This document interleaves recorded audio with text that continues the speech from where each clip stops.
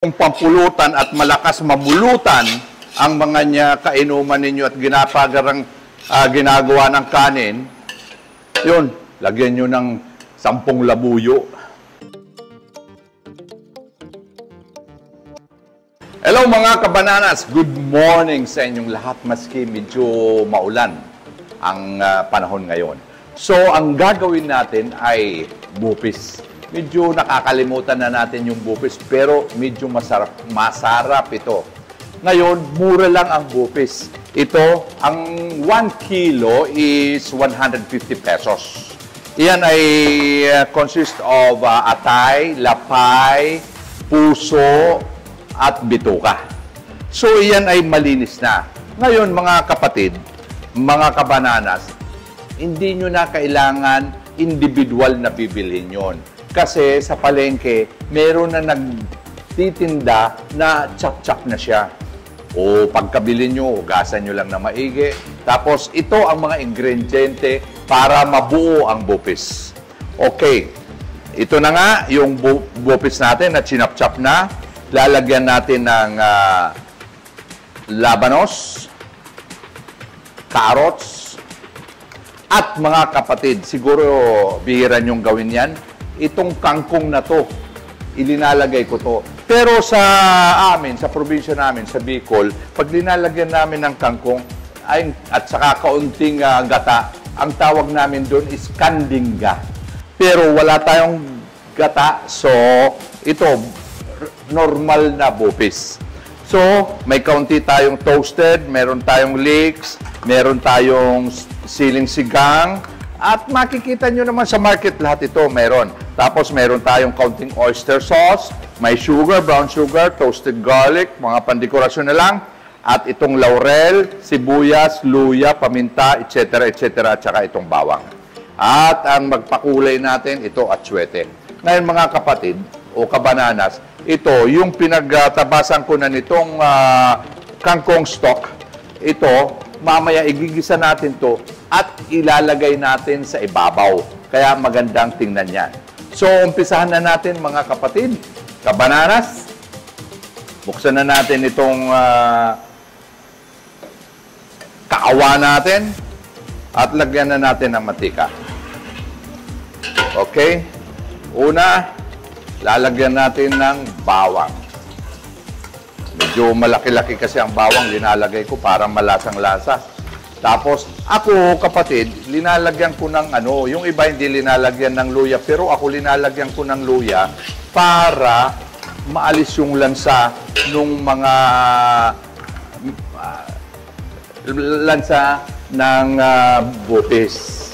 O ito, lalagyan natin ng sibuyas na para hindi masyadong masunog.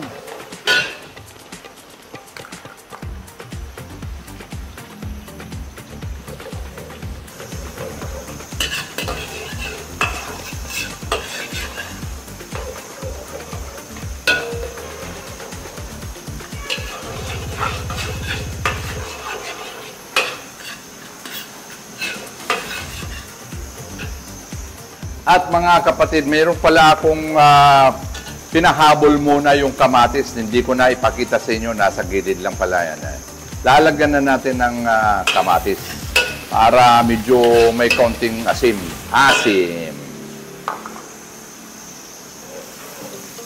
So, ang maganda nito, kapatid,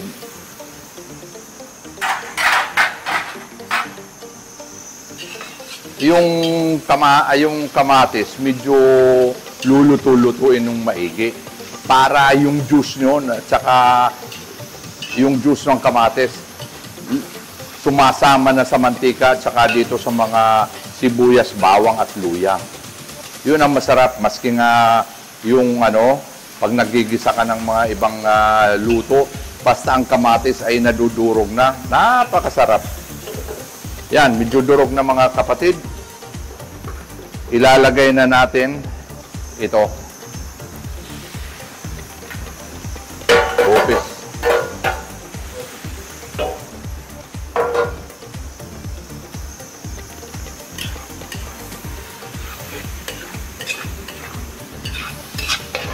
Ito, Ang kwan nito, hindi naman natin masyado ng tutos. Ang style nito, pag ito na, nagpuputok-putok, yan na yung tama na ahunin mo. Okay? Mga kapatid, uumpisa na natin. Lalagyan na natin ng kaunting suka.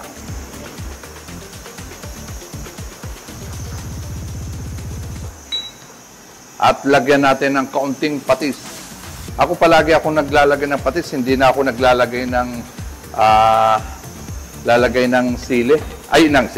Naglalagay ng asin. So ito yung yellow granules natin.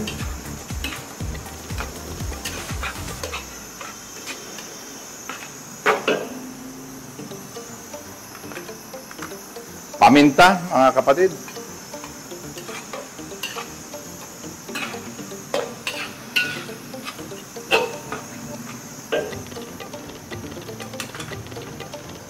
At lagyan na natin ng laurel. Pampalis din ng lansa yan.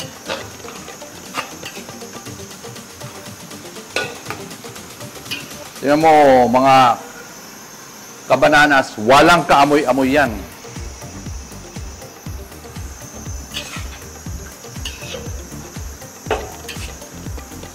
So, tatakpan muna natin yan, mga kapatid. Pahinga ako ng pangtakip dyan, kapatid. Kabanana. Yan. Halo-halo lang para hindi dumikit. Pag kumulong-kumulo na yan, saka mo ilagay yung another batch na naman. Ilalagay na natin yung labanos, yung carrots, at saka yung kangkong pag malapit na. Yan, tatakpan muna natin. Siguro mga 7 minutes. Okay, mga kabananas, medyo hinaan na natin ang apoy.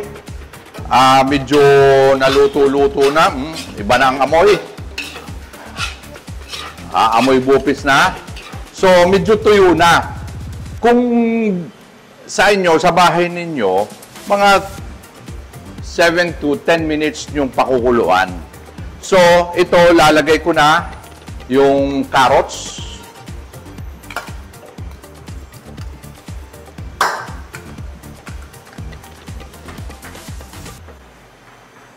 Haluin nyo muna.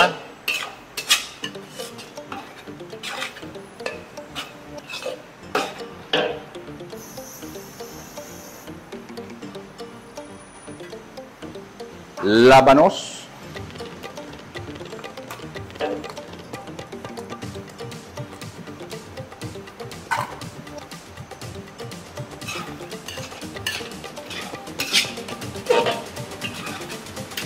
So, itong mga labanos at saka carrots, ito yung mga pinaka-extender nila, mga kapatid. Ngayon, lalagyan natin ng kaunting asukal para medyo manamis-namis. Yan. Lalagyan na natin ng oyster sauce.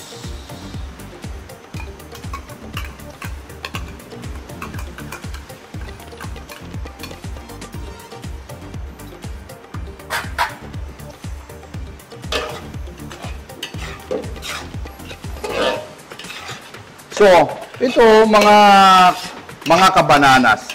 Sabi ko sa ito, 2 kilo pala itong binili ko. Kasi sinama ko na rin ngayon itong pagluto mga pamilya ko para makakain sila. Ngayon, lalagyan natin ng kaunting toyo para medyo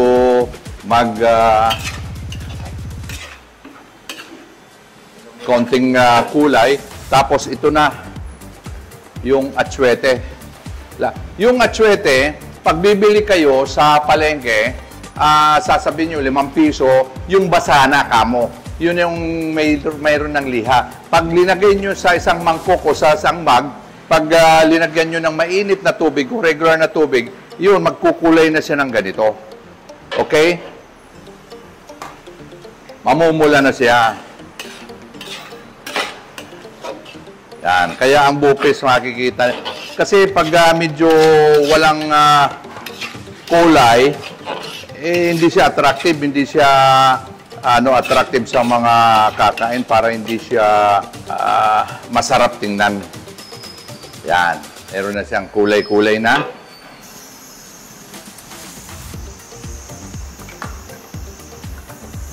Hintayin natin. Okay. So, mga kapatid, mga kabananas, kung kayo ay nanonood sa akin, leave a comment below, like and share this video, subscribe to Mang Toots and my YouTube channel. Tapos, bisitahin nyo naman kami dito sa 1104 J. Barlin Street, Sampaloc, Manila, sa Makati, sa May Valero Plaza, at sa Bicol. Mga kabananas, see you then. Konting mantika kasi para medyo oily-oily siya. Okay?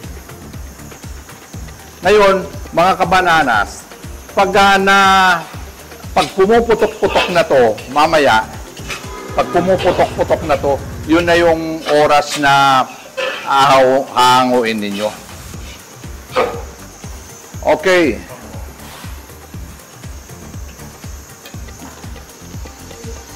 Sarap.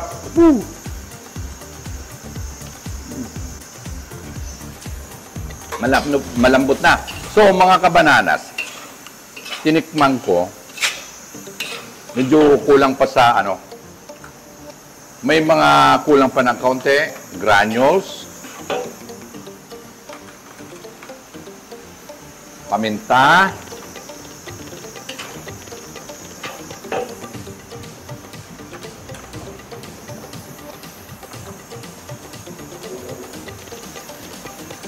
leeks,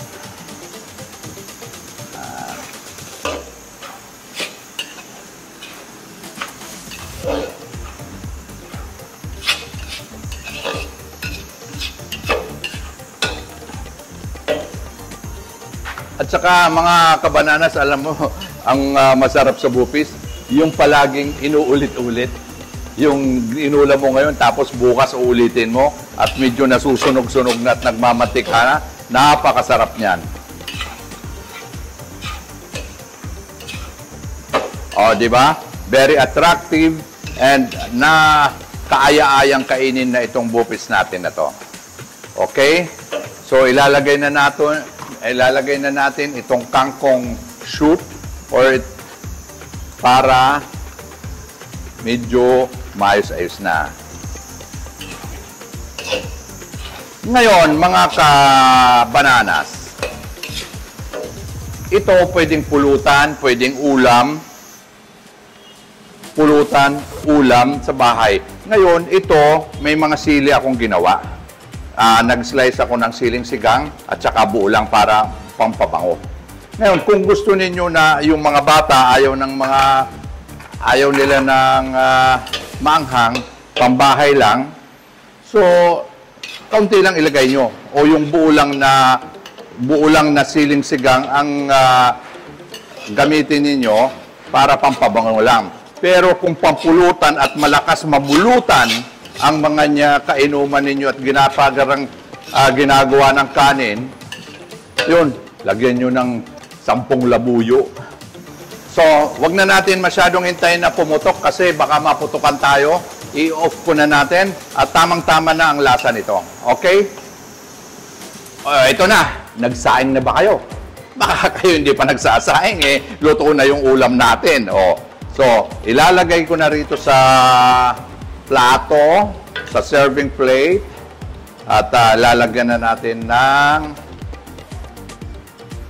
dekorasyon yan. Okay? Okay, mga kabananas, inalis ko na yung bupis. Gagawin na natin yung igigisa ko na pandekorasyon, yung kangkong. Ito na po. Oh, nagpuputok-putok na. Okay. Asan na yung kamatis? Okay.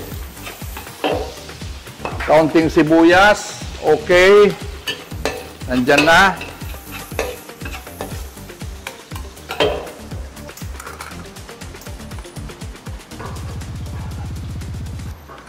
At leeks, mga kapatid. At itong kangkong. So, mga kapatid, may teknik ako rito. Itong kangkong na to, para umupa kagad siya, tatakpan nyo. Pag tinakpan nyo, ang ano niyan, yung init, para bang mag-shrink yung kangkong. So, sandali lang yan. Lupay-pay na yan.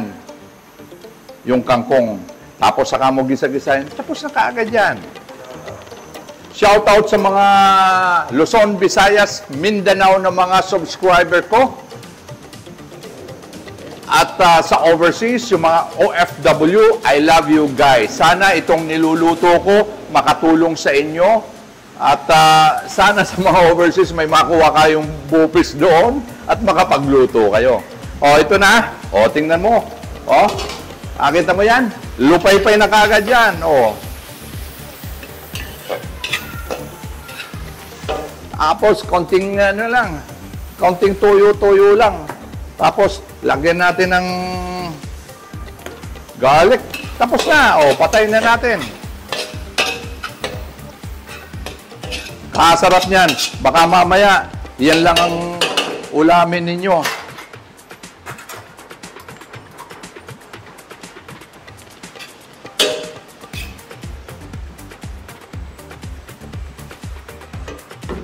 Mainit, guys.